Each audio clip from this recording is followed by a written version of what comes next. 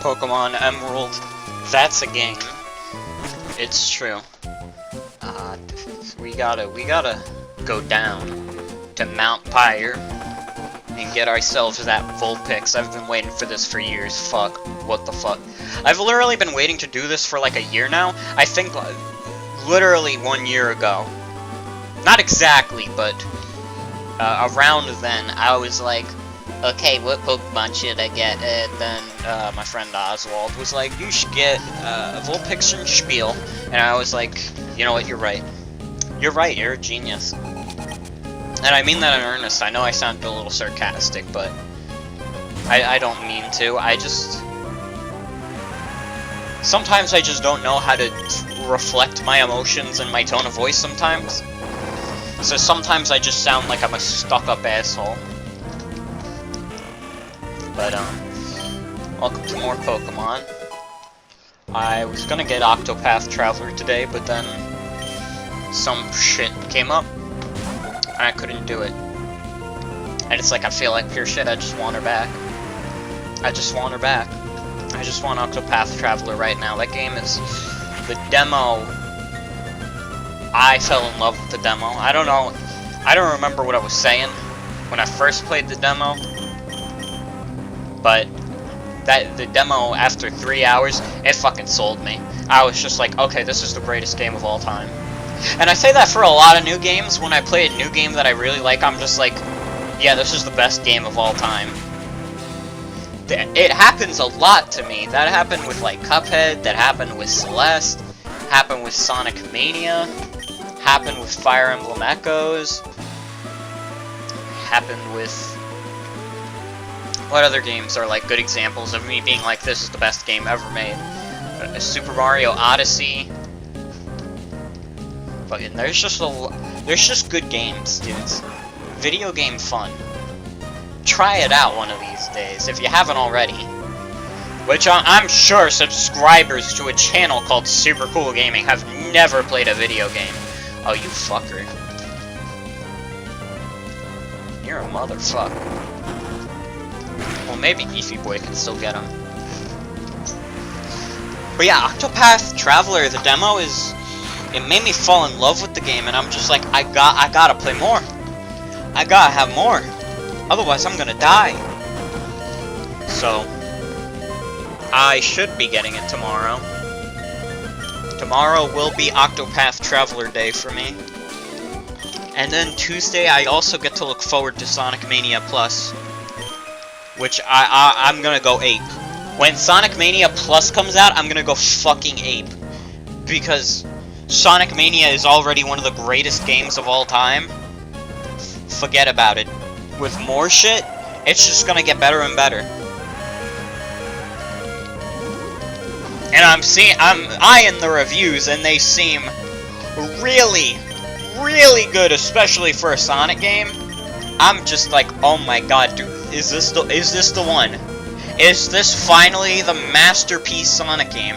The magnum opus of the franchise? We've finally reached it. After, like, almost 30 years of this shit, we finally reached the peak, baby. It can't get better than this. I mean, I bet that's what people thought when shit like Sonic 3 Knuckles came out. They were like, ah, yeah, it can't get better than this. But then it did. Sonic Mania is definitely a better game than Sonic 3 and Knuckles. And that might be slightly controversial to say. I know there's some Sonic 3 and Knuckles fans out there, and don't get me wrong, I think it's a good game. But, I don't know, the classic Sonic games, because I didn't grow up with them like I did with the 3D Sonic games, which I know is a crime against humanity, but a lot of the classic Sonic games always have that, like, one stage that's fucking horrible. In Sonic's one case, it's almost the entire game, but, like, Sonic 2 has shit like Oil Ocean. Sonic 3, I'm forgetting the name of the zone because it's been so long since I played it, but there were a couple of annoying zones in that.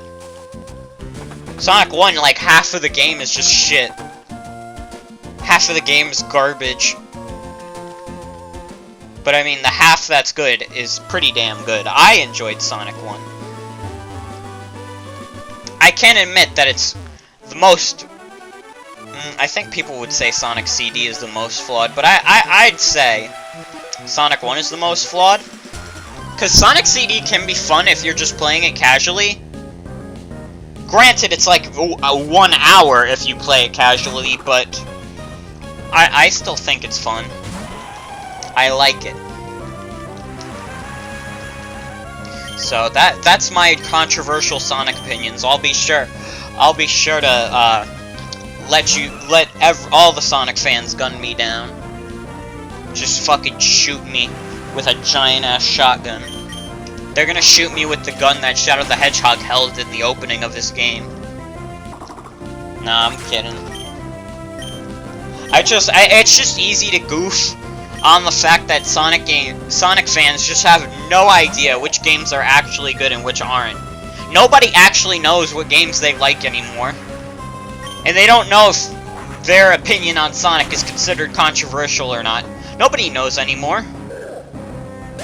The Sonic fandom is like a disaster right now. That's not true. It's fine. It's just like everyone gets into fights over which game is good, which games are good, which games are bad, which games suck ass, which games are the worst in the series, which are the best in the series. And everyone has very, very wildly different answers. Nobody can make up their mind. There's, like, I think the closest we have to a general consensus for the best Sonic game is either Sonic 3 and Knuckles or Sonic Mania. I feel like that's about as close as you can get to the general consensus. Because there was a point where people considered, like, the adventure games really good, but then when people started posting online a lot, and people like Game Grumps and I don't know, I feel like that's the biggest example of, like, creators who just fucking destroy Sonic. I'm sorry to shade Game Grumps, but I do feel like Aaron Hampson is responsible for a lot of the state of the Sonic fandom. And he's not even a part of it. But I feel like he's part of... Okay, he's not. Sonic Lost World is the real reason for the reputation of Sonic. That's the moment when everyone realized, you know what? You know what, this franchise always kind of sucked. Because they were hitting it out of the park with Colors and Generations, and then everybody was just like, well, why the fuck did you make Lost World?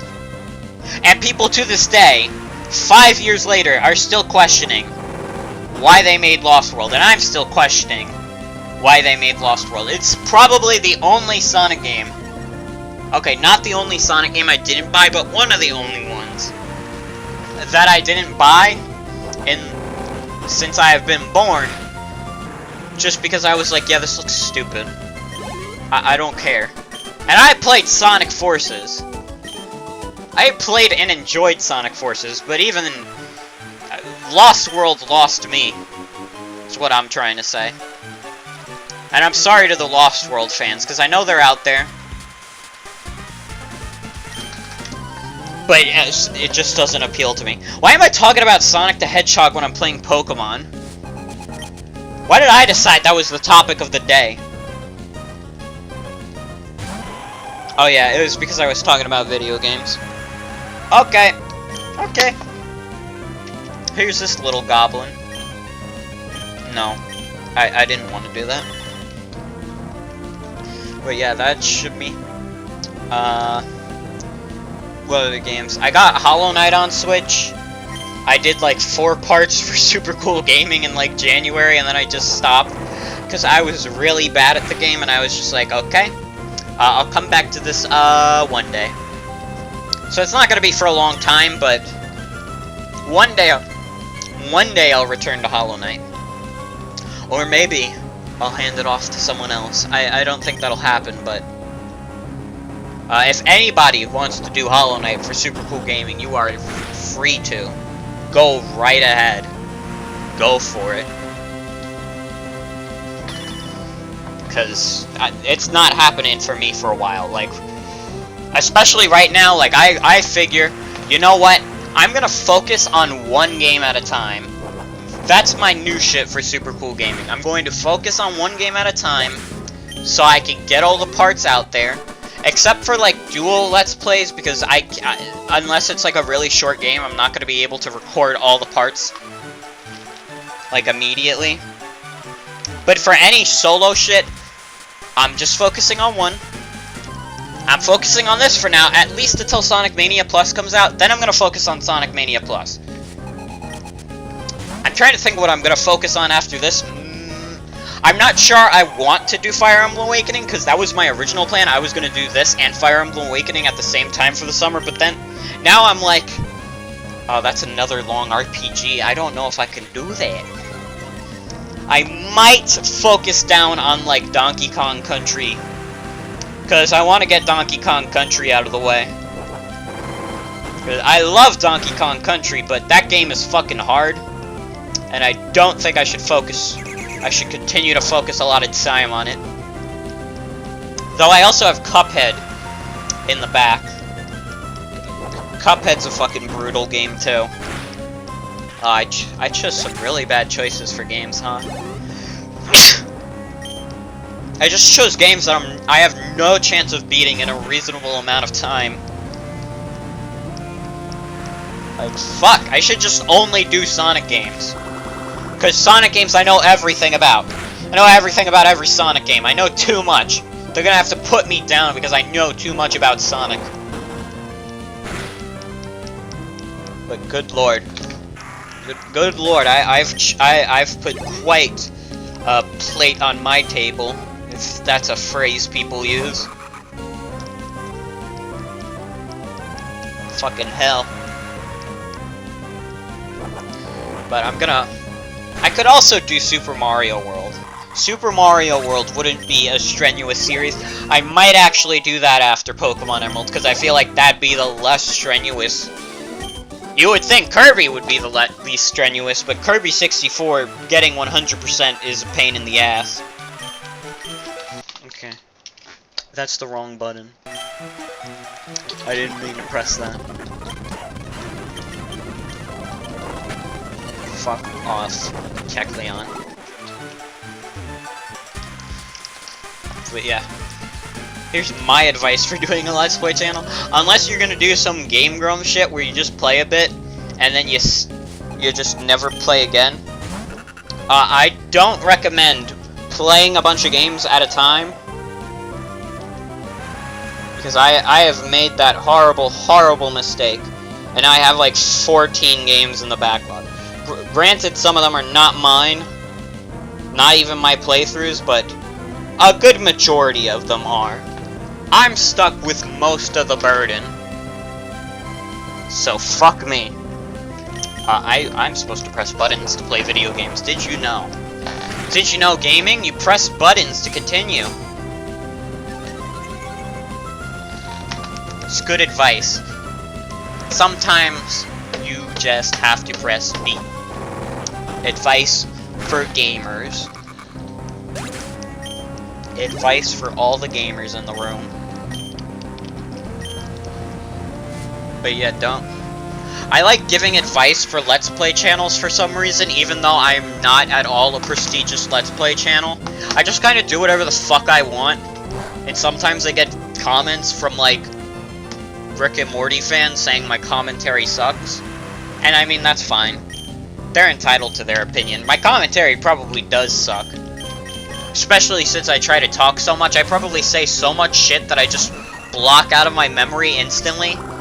And everybody's probably like, what is this dipshit saying? Please shut the fuck up. Please. I'm begging you. I'm dying for you to never speak again. And if that's what you're thinking, that's valid, but also, why are you watching 14 minutes into this video? Like, don't you have something better to do? So I guess my new rule is, when I start doing commentary where I start making fun of people I should do it like halfway through the video, when nobody who absolutely despises me could watch that far. You know, I don't think Super Cool Gaming's not big enough or infamous enough for there to be a hate club for it. That's just not reasonable. Nobody's going out of their way to comment, "Hey, look, it's Morgan the dipshit." Nobody's doing that. And I mean, I guess I could be grateful for that. Thanks for not thinking I'm a dipshit. Sometimes that's all you can ask for when you start a YouTube channel. I guess when you do YouTube, you just gotta kind of be careful of what you do and what you say. Because you might say some shit that gets people on your fucking back. And they'll be like, "Oh, gotta do it. Gotta make fun of this person. I can't let them live." But, I mean, when it comes, you're gonna have people who don't like your shit no matter what. And sometimes you just gotta deal with it. Or you could be a snarky asshole like me and reply with stupid shit. Because I'll admit, sometimes I get petty, and I just respond to comments saying I should, like, die or some shit. I don't think anyone's gotten that far, but, like, really negative comments saying, like, I remember a very specific example. That was like, I said bitch in a video, and someone tried to use that as a reason why I'm an animal abuser. And all I had to say to that comment, in like a snarky tone, was, "There is so many things wrong with this comment that I don't even know where to begin." And I still don't. I don't know where to begin with that comment. That's genuinely one of the strangest comments I've ever gotten. Calling me an animal abuser for saying bitch. There's a lot of things you could call me for saying the word bitch. But an animal abuser might be probably the strangest and stupidest thing you could say. Because look, I'm not a condoner of just throwing around bitch all the time. I mean, I do. But I don't recommend it, you know? It's one of those words. It's like a notch above, like, fucking shit. So I don't recommend doing it. But it's also a word that it's still in the realm of comfortability for me to say. Like, I'm not gonna wince saying it. And I'm not feeling like I'm gonna piss off too many people by saying it. I'm sure, I mean, there's people who get pissed off that I swear anyways. So I don't feel like I've ever been singled out for saying bitch. But, you know, it's one of those words where you should be careful of who you say it about. Don't just say bitch to any random person, and especially don't say it when you're just referring to women. Because then you look like an r/incel. And you don't want to be an r/incel. That's the opposite of what you want to be. You want to be a Chad. I don't know why I'm saying these terms. I sound like a loser. I guess, honestly, at this point for this episode, I'm literally just gonna do it until Beefy Boy evolves. We're not gonna get the Vulpix this episode, I'm sorry. I promised it at the beginning, but then now I'm just like, you know what? Evolving Beefy Boy and getting Vulpix, that's just too many events. That's just too much. Like, I don't do, like, hour-long videos every time. I mean, it's not gonna be an hour long. So Mount Pyre is, like, right around the fucking corner. I could walk a couple of yards and be there. But, you know, I still